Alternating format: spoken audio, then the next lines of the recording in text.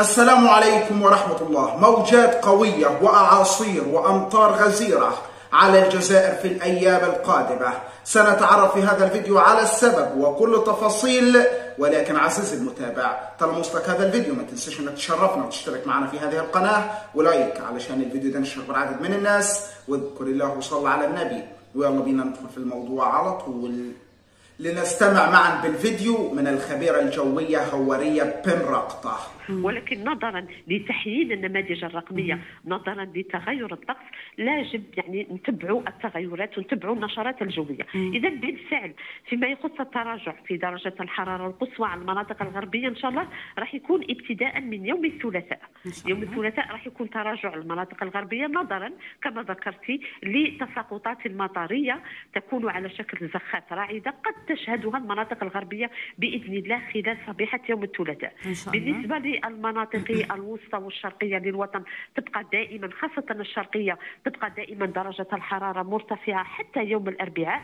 لانتظار يوم الخميس راح يكون كذلك تغير باذن الله للكتل الهوائيه لنعيش ان شاء الله تساقطات مطريه. ما هو مؤكد لحد الان حسب خوارج النماذج الرقميه ان خلال هذا الاسبوع ان شاء الله راح نعيش تراجع لدرجة الحرارة، حنعيش كذلك تساقطات مطرية متفرقة بإذن الله.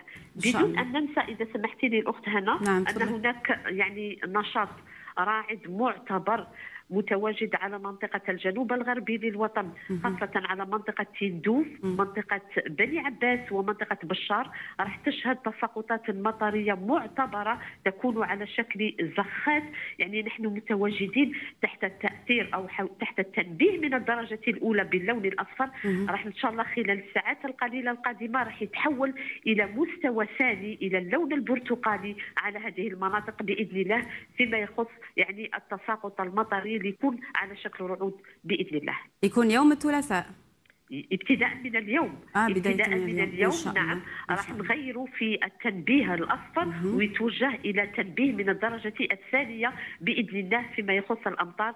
دائما اذكر على منطقه تندوف، على منطقه بني عباس وعلى منطقه بشار كذلك. الامطار راح تكون محليا معتبره؟ راح تقارب 20 حتى 40 ملم على هذه المناطق باذن الله. اكيد الحيطه والحذر مطلوبه خلال الساعات